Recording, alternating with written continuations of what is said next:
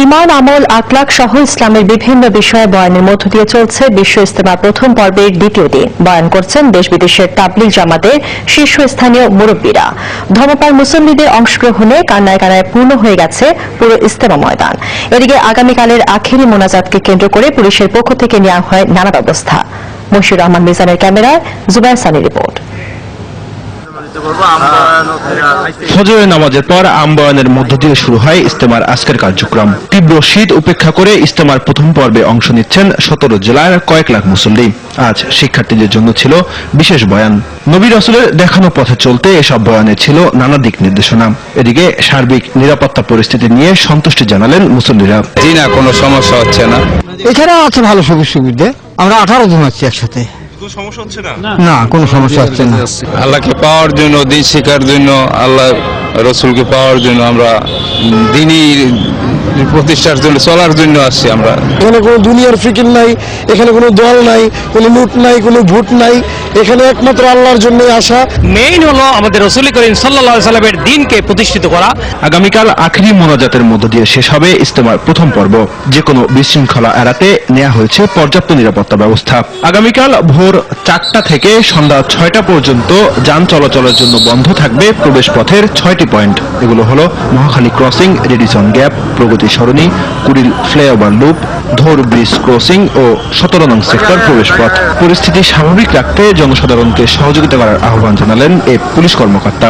সমস্ত নগরবাসীকে বা সব দেশের জনগণকে বলবো যে আগামীকাল যাতে সবাই সুন্দর সুস্থভাবে আখেরি মোনাজাতে অংশগ্রহণ করতে পারে, সেই জন্য আমাদের ট্রাফিক ডিভিশন থেকে যে পরিকল্পনা আমরা গ্রহণ করেছি, ওনারা এটা সাদরে গ্রহণ করবেন এবং ট্রাফিক ডিভিশনকে সাহায্য করবেন যাতে সুন্দরভাবে আমরা ইজতেমাটা সার্থক করতে পারি। দ্বিতীয় পর্বের ইজতেমা শুরু হবে 20 জানুয়ারি আর আখেরি মোনাজাতের মধ্য দিয়ে শেষ হবে 22 জানুয়ারি। জুবায়ের সানি, RTV, ঢাকা। আগামী নির্বাচনকে সামনে রেখে 14 দলের আকার বাড়তে পারে। দুপুরে ধানমন্ডিতে আওয়ামী লীগ সভানেত্রীর রাজনৈতিক কার্যালয়ে 14 দলের বৈঠক শেষে একথা জানিয়েছেন জোটের মুখপাত্র স্বাস্থ্যমন্ত্রী মোহাম্মদ নাসিম। নির্বাচন নিয়ে বিএনপির সঙ্গে প্রধানমন্ত্রীর আলোচনার সুযোগ নেই বলেও জানান মোহাম্মদ নাসিম।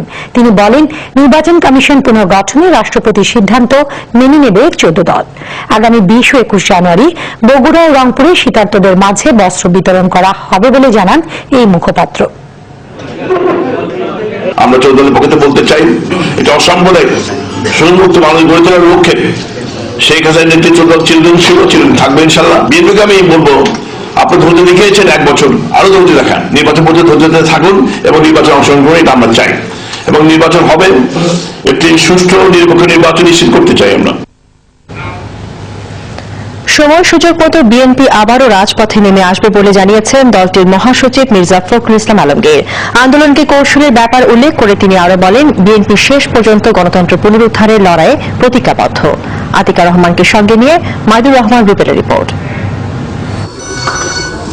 রাজধানীর ইঞ্জিনিয়ার ইনস্টিটিউশনে জ্যোতির্ময় জিয়া এবং কালো মেঘের দল বইয়ের মোড়ক উন্মোচন করেন বিএনপির মহাসচিব মির্জা ফখরুল ইসলাম আলমগীর।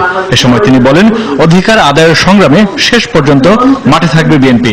নতুন নির্বাচন কমিশনার নিয়োগে রাষ্ট্রপতির উপযুক্ত সিদ্ধান্ত নেবেন বলে আশা প্রকাশ করেন তিনি। বিএনপি এবং বাংলাদেশের মধ্যে একটা অবিচ্ছেদ্য সম্পর্ক রয়েছে। আমরা গণতন্ত্রকে ফিরিয়ে আনবার জন্য, জনগণের আদর্শকে বাস্তবায়িত করবার জন্য আমাদের জীবনের শেষ রক্তবিন্দু হলো আমরা সেই সংগ্রাম করবো, লড়াই করবো। আন্দোলন করতে তো রাজপথে আসতেই হবে। আমরা রাজপথে আসছি, আমরা প্রতিবার রাজপথে আসছি, সময় মতো সুযোগ মতো আমরা অবশ্যই আবারও রাজপথে আসি। অন্যদিকে জাতীয় প্রেস ক্লাবের জিয়া সাংস্কৃতিক সংস্থা আয়োজিত আরেক অনুষ্ঠানে ডক্টর মঈন খান বলেন, গ্রহণযোগ্য নির্বাচন হলে গণতন্ত্রের পথ প্রশস্ত হবে। একটি সুষ্ঠু নির্বাচন কমিশন যাতে আগামীতে এসে এদেশে একটি সুষ্ঠু নিরপেক্ষ সরকার গঠনের জন্য তারা একটি নির্বাচন তারা পরিচালনা করতে পারে, যে নির্বাচনটি কোনোদিন প্রশ্নবিদ্ধ হবে না। বর্তমান সরকারকে অগণতান্ত্রিক দাবি করে তিনি আরো বলেন, গণপ্রতিনিধিত্বহীন সরকারের পক্ষে দেশের উন্নয়ন সম্ভব নয়। মাইদুর রহমান রুবেল, RTV, ঢাকা। 2024 সালের মধ্যে টেকসই উন্নয়ন লক্ষ্যমাত্রা SDG পূরণ সম্ভব হবে। সকালে রাজধানীর কৃষিবিদ ইনস্টিটিউট মিলনায়তনে পরিবেশ আন্দোলন, বাপ্পা এবং বাংলাদেশ পরিবেশ নেটওয়ার্ক বেন আয়োজিত সেমিনারে আসার কথা জানান অর্থমন্ত্রী আবুল মাল আব্দুল মুহিত। তিনি জানান, ইতিমধ্যে অনেক কাজ শেষ হয়েছে। এই বইটি উদ্বোধন করার জন্য উন্নয়ন, নারী ও মানবাধিকার ভিত্তিক বেসরকারি সংস্থা। আমি আশা করছি উদ্বোধনের পর 2টি প্ল্যানারি অনেক বেশি তথ্য বিশ্লেষণ এবং Bangladesh is going forward. I project that Bangladesh should achieve the Sustainable Development Goals by 2024. It's not just a date that I am giving you. We have done some work. পুরান ঢাকার ব্যস্ত ঘনবসতিপূর্ণ মালিটোলার একমাত্র পার্কটি পরিণত হয়েছে ময়লার ভাগার, অবৈধ দখলদার ও অপরাধীদের বিচরণ ক্ষেত্রে। এলাকাবাসীর একসময় বিনোদনের জায়গাটি এখন ভোগান্তির কারণ হয়ে দাঁড়িয়েছে। আর টিভিতে সংবাদ প্রচারের পর দক্ষিণ সিটি কর্পোরেশন পার্ক থেকে কেবল ময়লার স্তূপ সরিয়ে নেয়। 3 বছরের বেশি সময় পার হলেও প্রতিশ্রুতি অনুযায়ী পার্কের উন্নয়ন কাজ শুরু করেনি। সাব্বির আহমেদের ছবিতে শাহাবুদ্দিন সাহেবের রিপোর্ট। এক সময় রাজধানীর পুরান ঢাকার বংশাল, মালিটোলা, তাঁতিবাজার ও ইংলিশ রোডবাসীর আনন্দ বিনোদনের জায়গা ছিল পার্কটি। ছিল শিশুদের বিনোদনের নানা উপকরণ। পাড়ার বয়স্ক নারী পুরুষরাও বিকেলে হাঁটতে আসতেন এখানে। সে সবই এখন অতীত। সিটি কর্পোরেশনের অবহেলায় শান্ত শূন্য পার্কটিকে ময়লার স্তূপে পরিণত করে বিবেকহীন কিছু মানুষ। এতে ধুলাবালি ও দুর্গন্ধে অতিষ্ঠ হয়ে পড়ে স্থানীয়দের জীবন। তদারকি না থাকায় সন্ধ্যার পর নিয়মিত বসত ছিনতাইকারী, নেশাখোর, যৌনকর্মীদের মেলা। 2013 সালে বিষয়টি আরটিভির পর্দায় উঠে এলে টনক নড়ে কর্তৃপক্ষের। পার্ক সংস্কারের প্রতিশ্রুতি দেন দক্ষিণ সিটি কর্পোরেশনের তৎকালীন প্রশাসক। এটা অবসানের প্রক্রিয়া মনে হয় কিছুদিনের মধ্যে এটা শুরু হবে। কথা অনুযায়ী আবর্জনা সরানোর কাজ দেখতে এসে ঝর্ণা, ফোয়ারা ও দৃষ্টিনন্দন স্থাপত্য সহ এলাকাবাসীকে সুন্দর একটি পার্ক উপহার দেওয়ার প্রতিশ্রুতি দেন প্রশাসক। এই এলাকার একটা সৌন্দর্য বর্ধন করা যায় সেই বিষয়ে কিন্তু নদী এন্টারপ্রাইজকে আমরা তাদের সাথে আমাদের একটা চুক্তি স্বাক্ষরিত হয়েছে। কিন্তু 3 বছরেও কাজ শুরু হয়নি। প্রথম দিকে তো এটা আপনার পার্কই ছিল, তারপর বিভিন্ন মাটি ময়লা দিয়ে এটা স্তূপাকার হয়ে একদম পাহাড় সম হয়ে গেছিল। আপনাদের আরটিভির তৎপরতার কারণে মাটিগুলি কেটে আবার এই অবস্থায় নিয়ে আসছে। আসার পর থেকে প্রায় 2 বছর হয়ে চললো, এখন পর্যন্ত কোনো উন্নয়নের কোনো ছোঁয়া লাগেনি। এই অবস্থায় পড়ে আছে। এখানে মাদকের আড্ডা হচ্ছে, বিভিন্ন রকমের অকারেন্স এখানে হচ্ছে, যার কারণে আমরা এলাকাবাসী এগুলো নিয়ে শঙ্কিত আছি যে এখানে আপনার চুরি ছিনতাই বেড়ে যাচ্ছে। পার্কের আগের সবুজ প্রকৃতি ও খেলাধুলার উপকরণ ফিরিয়ে দেওয়ার দাবি তাদের। গাছপালাগুলো মরে গেছে, গাছপালাগুলো যদি যত্ন নেওয়া যায় এবং পার্কটাকে সুন্দর করে সাজানো যায়, তো আমাদের পুরান ঢাকার যে ছেলেপেলে যারা পড়ালেখা করে তারা মোটামুটি একটু খেলাধুলার জায়গা পাবে। পার্ক চাই, যেহেতু আপনার আমাদের এলাকায় গাছের খুব অভাব, আমরা ভালোভাবে অক্সিজেন নিতে পারতেছি না। আমাদের পূর্বের ন্যায় যদি এটাকে পার্ক করে দেয় অথবা গার্ডেন অনুযায়ী এটা করে দেয়, তাহলে সিটি কর্পোরেশনের কাছে আমরা কৃতজ্ঞ থাকবো। পার্ককে ঘিরে গড়ে ওঠা অবৈধ ট্রাক স্ট্যান্ডের ফলে নিত্য লেগে থাকছে যানজট। ঠেলাগাড়ি হাবিজাবি এটা তো মনে করেন এখন পার্ক বলে অবৈধভাবে বইরে রয়েছে, দেখা এটা সবাই ব্যবহার করা হচ্ছে। যাত্রী সানিটা দেওয়ার জন্য তো এটা সৌন্দর্য করার জন্য দিছিল, এটা স্থানীয় লোকজন আইসা গাড়ি ঘুরে রাখে এখন মোটামুটি রেগারে যাতায়াত করে। সরকার যদি আমাদেরকে যে কোনো জায়গায় জায়গা দেয় তাহলে আমরা এখানে রাস্তাঘাটে রাখবো না। এই অবস্থায় আবারও এলো প্রতিশ্রুতি। শিগগিরই পার্কের উন্নয়ন কাজে হাত দেওয়ার কথা দিলেন মেয়র। রাস্তার মাঝখানে যে পার্ক, সেটা ব্যবহারটা খুব ডিফিকাল্ট, নাম্বার 1 আপনার জনগণের জন্য। দ্বিতীয় হচ্ছে যে এত ধুলোর মধ্যে আপনার গাছ ঠিকভাবে মেনটেন করাটা খুব একেবারে তো মানে খুব বেস্ট একটা রাস্তা।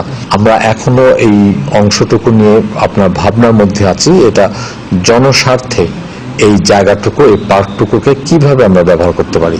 পরিবেশ দূষণ থেকে পুরান ঢাকাকে রক্ষা করতে একটি সবুজ সুন্দর পার্ক নির্মাণ করে প্রাকৃতিক ভারসাম্য রক্ষায় কর্তৃপক্ষ উদ্যোগী হবে, এমন প্রত্যাশা এলাকাবাসীর। Shahabuddin Shihab, RTV, Dhaka. Bangladesh New Zealand test series প্রসঙ্গ। ওয়েলিংটন টেস্টের তৃতীয় দিন শেষে বাংলাদেশের চেয়ে 303 রানে পিছিয়ে স্বাগতিক নিউজিল্যান্ড। প্রথম ইনিংসে বাংলাদেশের করা 595 রানের জবাবে খেলতে নেমে শুরুটা ভালোই করে নিউজিল্যান্ড। দলীয় 54 রানে কামরুলের বলে ফিরে যান জিত রাভাল। এরপর ল্যাথামের সঙ্গে জুটি বেঁধে দ্রুত রান তুলতে থাকেন কিউই অধিনায়ক কেন উইলিয়ামসন। তবে দলীয় 131 রানে ব্যক্তিগত 53 রান করে তাসকিনের বলে ক্যাচ দিয়ে ফেরেন উইলিয়ামসন। কিউই অধিনায়ককে আউট করে টেস্টের ক্যারিয়ারের প্রথম উইকেট পান তাসকিন। এরপর টেইলর 40 রান করে আউট হলেও সেঞ্চুরি তুলে নেন টম ল্যাথাম। শেষ পর্যন্ত 3 উইকেটে 292 রান তুলে দিন শেষ করে নিউজিল্যান্ড। ল্যাথাম 119 ও নিকোলাস 35 রানে অপরাজিত থেকেই শুরু করবেন চতুর্থ দিনের ব্যাটিং। এর আগে 8 উইকেটে 595 রানের বড় সংগ্রহ গড়ে ইনিংস ঘোষণা করে বাংলাদেশ। কামরুল ইসলাম 6 ও 54 রানে অপরাজিত থাকেন সাব্বির রহমান।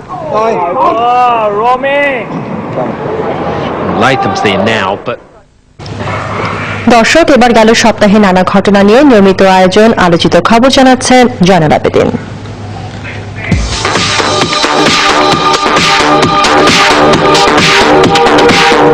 ডিগ্রি কলেজ জাতীয়করণের দাবিতে আধাবেলা হরতাল কর্মসূচিতে দিনাজপুরের খানসামা উপজেলা সদরে পুলিশের সঙ্গে সংঘর্ষ।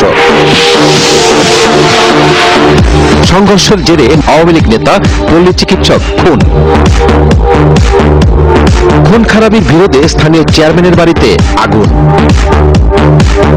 আগুনের দাবানল থেকে রাজধানীর বনানীর 19 তলা ভবনের বাসিন্দারা পেলেন অল্পের জন্য রক্ষা।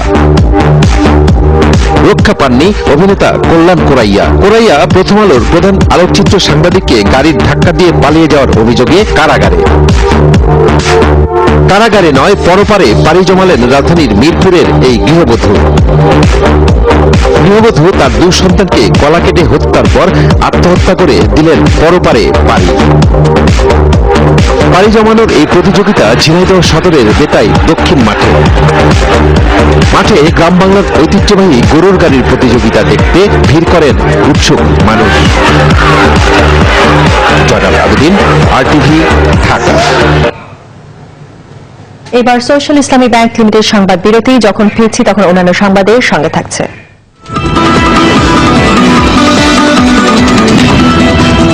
কুমিল্লায় যাত্রীবাহী বাস নিয়ন্ত্রণ হারিয়ে খাদে পড়ে 6 জন নিহত, আহতদের কয়েকজনের অবস্থা আশঙ্কাজনক। এবং তীব্র শীতে বিপর্যস্ত দিনাজপুর, লালমনিরহাট সহ উত্তরাঞ্চলের জনপদ। গরম কাপড়ের অভাবে দিশেহারা হতদরিদ্র মানুষ।